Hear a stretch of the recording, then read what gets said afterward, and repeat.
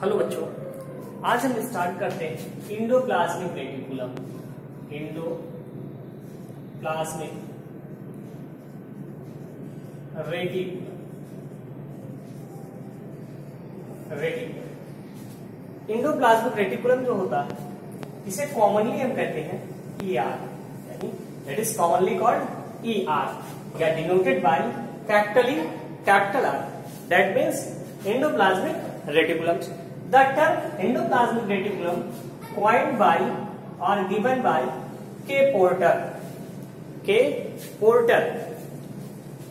The endoplasmic reticulum is a cytoplasmic framework of a cell.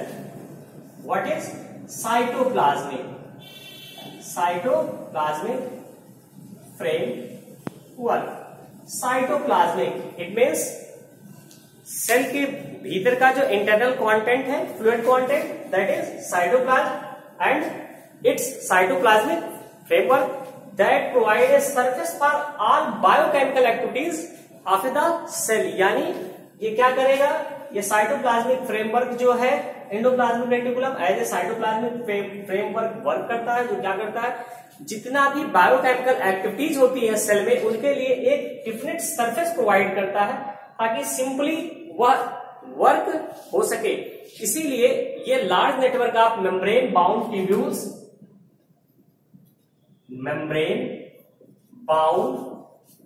Tubes और and यानी यह membrane bound tubes and sheath से मिलकर बना होता है, फाउंड होता है।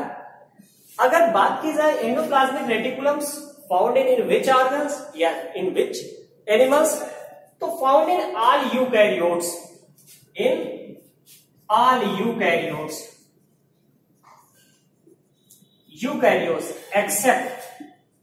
except mammals, RBC. Why? Because RBC is also a cell and it is cell component, आप कह सकते हैं cell organelles. So it is found in all eukaryotic cell except mammalian RBC and other things. Egg is also a cell and other embryonic cell. यानी जो हमारा endoplasmic reticulum है ये सभी यूकैरियोटिक जीवों में पाया जाएगा, लेकिन उसमें यह क्या होगा, मैमल आरबीसी, यानी जितने भी हमारे मैमल्स हैं जिनमें मेमोरी ग्लैंड्स पाया जाता है उनके आरबीसी में नहीं होगा, यानी हमारे आरबीसी में नहीं पाया जाएगा। एक्स में नहीं पाया जाएगा, एक्स भी एक सेल है एक प्रकार का, लेकिन इसमें क्या होगा, एंडोप्लाज्मिक रेटिकुलम्स नहीं होगा। और एम्ब्रियोनिक सेल जो होते हैं, एम्ब्रियोनिक सेल में भी क्या होता है, क्लियर ऑब्जर्वेशन नहीं होता है किसका, एंडोप्लाज्मिक रेटिकुलम का। इसलिए क्या कहा जाता है कि एंडोप्लाज्मिक रेटिकुलम जो है वो क्या है, एम्ब्रियोनिक सेल में एब्सेंट है। जो आपका एंडोप्लाज्मिक रेटिकुलम है, अगर हम इसके इंटरनल कंटेंट की बात करें या आप कह सकते हैं इंट्रासेल्यूलर स्पेस, यानी जो सेल के भीतर का स्पेस है, तो यह दो पार्ट्स में डिवाइड हो जाता है। कौन कौन से दो पार्ट्स बनते हैं, नंबर फर्स्ट होता है ल्यूमिनल, जिसे कहते हैं इनर स्पेस। यानी पहला पार्ट जो हो गया वो क्या कहलाया है, ल्यूमिनल कहलाया, जिसको हम इनर स्पेस कहते हैं। और इसी के बेस पर जो आप कह सकते हैं इसको और इनसाइड ER, यानी एंडोप्लाज्मिक जो रेटिकुलम है उसके भीतर की तरफ, या एक्स्ट्रा ल्यूमिनल। अब एक्स्ट्रा है तो टर्म एक्स्ट्रा यानी आउटर स्पेस या आउटर ER। तो आउटर की तरफ क्या होगा, तो एंडोप्लाज्मिक के बाहर अगर हम जाते हैं तो बाहर हमें क्या मिलेगा, साइटोप्लाज्म मिलेगा। यानी आप क्या कह सकते हैं, साइटोप्लाज्म कह सकते हैं। अब अगर हम बात करें एंडोप्लाज्मिक रेटिकुलम के स्ट्रक्चर की, तो यानी अगला जो पॉइंट है वो अगला पॉइंट, ये तो हमारा हो गया इंट्रोडक्शन ऑफ एंडोप्लाज्मिक रेटिकुलम। अब अगर हम बात करें एंडोप्लाज्मिक रेटिकुलम के स्ट्रक्चर की, तो एंडोप्लाज्मिक रेटिकुलम का स्ट्रक्चर समझने के लिए ये क्लियर होना चाहिए कि एंडोप्लाज्मिक रेटिकुलम पाया कहां जाएगा। तो एंडोप्लाज्मिक रेटिकुलम जो होता है, अगर आपको याद होगा तो आप जब न्यूक्लियस इस तरीके से देखते हैं तो न्यूक्लियस के आप चारों तरफ इस तरीके से शीथ लाइक अपीयरेंस देखते हैं। ये जो शीथ लाइक अपीयरेंस होता है, इस पे डॉटेड लाइन आपको दिखाई पड़ती है। ये जो डॉटेड लाइन, यही हमारा क्या है, एंडोप्लाज्मिक रेटिकुलम है। जो एंडोप्लाज्मिक रेटिकुलम, अगर हम बात करें यूकैरियोटिक सेल की, इन यूकैरियोटिक सेल, यानी अगर हम बात करें यूकैरियोटिक सेल की, तो यूकैरियोटिक सेल में जो एंडोप्लाज्मिक रेटिकुलम है या क्या होता है, टिनी ट्यूबुलर स्ट्रक्चर में पाया जाता है। और टिनी ट्यूबुलर स्ट्रक्चर जो होता है वो साइटोप्लाज्म में पाया जाएगा। लेकिन अगर हम बात करें कि यह कितने चीजों से मिलकर बना होता है, यानी टाइप्स ऑफ एलिमेंट क्या है, आप कह सकते हैं टाइप्स ऑफ एलिमेंट्स क्या है, एलिमेंट्स क्या है। तो जो एंडोप्लाज्मिक रेटिकुलम्स होता है, ये 3 टाइप के एलिमेंट से बना होता है। सबसे पहली चीज होती है सिस्टर्नी। सिस्टर्नी, जो सिस्टर्नी हमारा होता है, यह नैरो अनब्रांच्ड और डबल लेयर्ड होता है।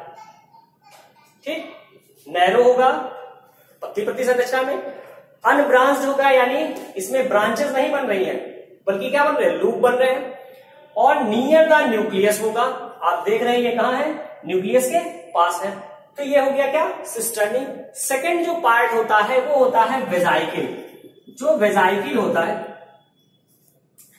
वेजाइकिल जो हमारा होता है, अगर वेजाइकिल की बात करें तो ये राउंडेड स्फेरिकल या ओवल स्ट्रक्चर में पाया जाता है। और कहां होगा, ये होगा नियर द, अब ये यहां है तो ये चीज कहां होगी, साइटोप्लाज्म हो गया। ये कहां था, नियर द न्यूक्लियस था। अब बात करें हम अगर अपने तीसरे पॉइंट की, तो हमारा जो तीसरा होता है ये होता है क्या, ट्यूब्यूल्स।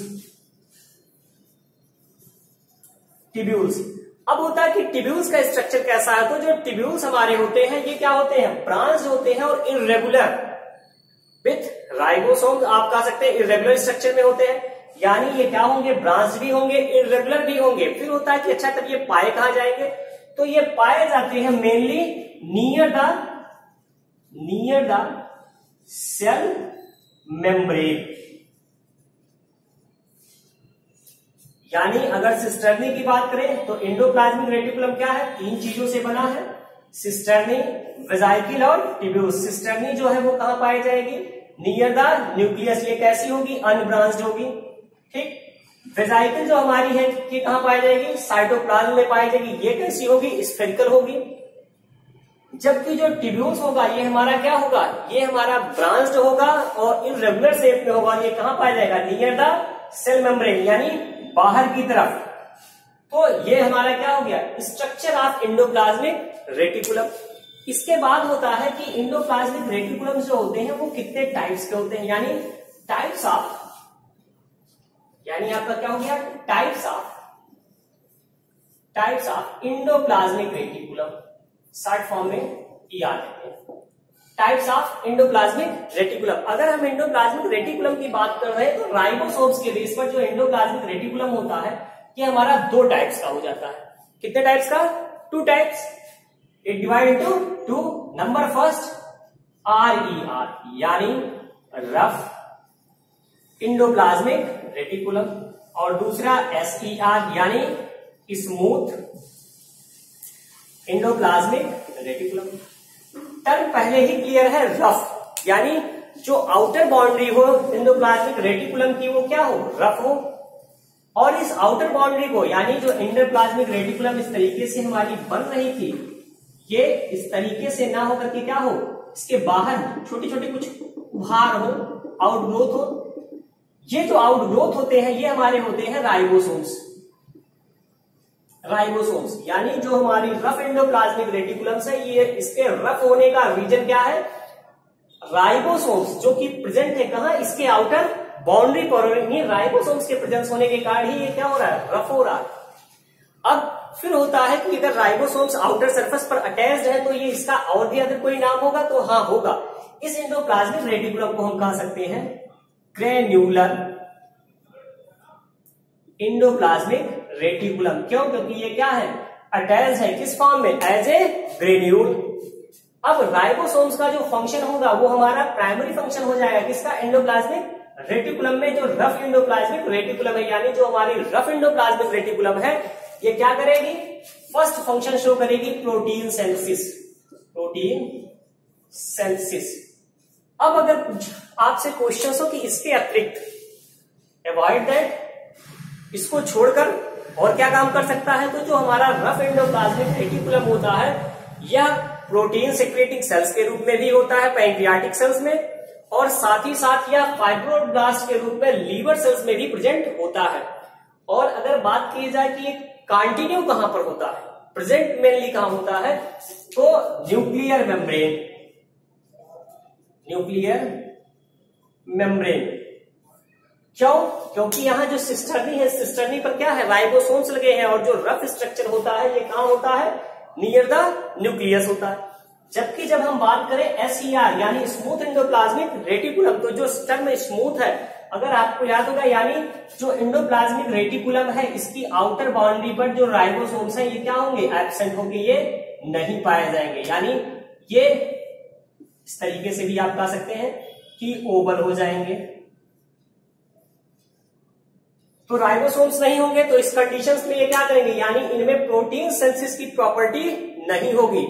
तो प्रोटीन सिंथेसिस की प्रॉपर्टी नहीं होगी तो क्या इनका और भी कोई नाम होगा, तो इनका नाम होता है फिर स्मूथी। अब प्रोटीन सिंथेसिस नहीं होगी तो फिर इनका काम क्या है, ये जो हमारे एंडोप्लाज्मिक रेटिकुलम है इनका काम होता है स्टेरॉयड एंड लिपिड सिंथेसिस। यानी सिंथेसिस का काम इनके द्वारा भी होता है, लेकिन ये क्या करते हैं, स्टेरॉयड और लिपिड की सिंथेसिस करते थे। जबकि हमारा जो रफ एंडोप्लाज्मिक रेटिकुलम है ये किसकी सिंथेसिस करता था, प्रोटीन की सिंथेसिस करता था। अब अगर पूछा जाए कि जो हमारे एंडोप्लाज्मिक रेटिकुलम में रफ स्मूथ एंडोप्लाज्मिक रेटिकुलम है ये स्टेरॉयड और लिपिड सिंथेसिस के अतिरिक्त और कौन सा काम कर सकते हैं, तो ये इसके अतिरिक्त इंटेस्टाइनल जो सेल होती है उसमें प्यूकोसाइट्स के रूप में पाए जाते हैं और सिक्रेटिंग सेल्स का काम करते हैं। अब अगर ये पूछा जाए कि ये प्रेजेंट कहां होंगे, कंटिन्यू कहां होंगे, तो ग्लाइको कॉम्प्लेक्स या आप कह सकते हैं गोल्जी कॉम्प्लेक्स और प्लाज्मा मेम्ब्रेन, यानी Golgi complex and plasma membrane, इन दोनों के साथ ही ये क्या होते हैं, कंटिन्यूज होते हैं, पाए जाते हैं। अब अगर पूछा जाए क्वेश्चंस कि फंक्शन ऑफ एंडोप्लाज्मिक रेटिकुलम, यानी एक शब्द केवल पूछा जाए आपसे, फंक्शन ऑफ एंडोप्लाज्मिक रेटिकुलम, तो जो हमारे दोनों एंडोप्लाज्मिक रेटिकुलम थे, स्मूथ एंडोप्लाज्मिक रेटिकुलम और रफ एंडोप्लाज्मिक रेटिकुलम, वो दोनों ऑलरेडी इस फंक्शन में केवल एक ही शब्द के एंडोप्लाज्मिक रेटिकुलम, तो वो दोनों इसमें इंक्लूड हो जाएंगे। यानी प्रोटीन सिंथेसिस भी करते हैं, स्टेरॉयड और लिपिड की भी सिंथेसिस करते हैं, में क्या करते हैं, हेल्प करते हैं। यहां शब्द आप क्या लिखेंगे, help in protein synthesis, help in steroid and lipid synthesis. इसके अब ये दोनों चीजें क्या है, मेन बॉडी की साइटोस्केलेटन को बनाने में हेल्प करती है, यानी कोशिका के आउटर जो स्केलेटन है उसको हेल्प करती है। इसीलिए अब यहां आप लिखेंगे क्या, आल्सो कॉल्ड एक टर्म आप यहां बढ़ा सकते हैं, एक्सोस्केलेटन ऑफ सेल या साइटोस्केलेटन ऑफ सेल। यानी जो हमारा एंडोप्लाज्मिक रेटिकुलम है, चूंकि यह क्या करता है, सेल के लिए नेसेसरी प्रोटीन, लिपिड और स्टेरॉयड की सिंथेसिस करता है, इसलिए हम इसको क्या कहेंगे, साइटोस्केलेटन ऑफ सेल। अब साइटोस्केलेटन शब्द अगर हम दे रहे हैं तो स्केलेटन का काम क्या होता है, किसी भी चीज को इंटरनल सपोर्ट प्रोवाइड करना। यानी ये क्या करेगा, यानी एंडोप्लाज्मिक रेटिकुलम जो हमारा है ये क्या करेगा, इंटरनल सपोर्ट प्रोवाइड करेगा। यानी आप कह सकते हैं it provides internal support to cell, या आप कह सकते हैं सिस्टम या सेल मेम्ब्रेन या न्यूक्लियस को भी देता है। आगे और क्या काम है इसका, तो यह इंक्रीज कर देता है सरफेस एरिया, किसके लिए, जितनी भी मेटाबॉलिक एक्टिविटीज होती हैं, यानी it increase surface area for some metabolic activities,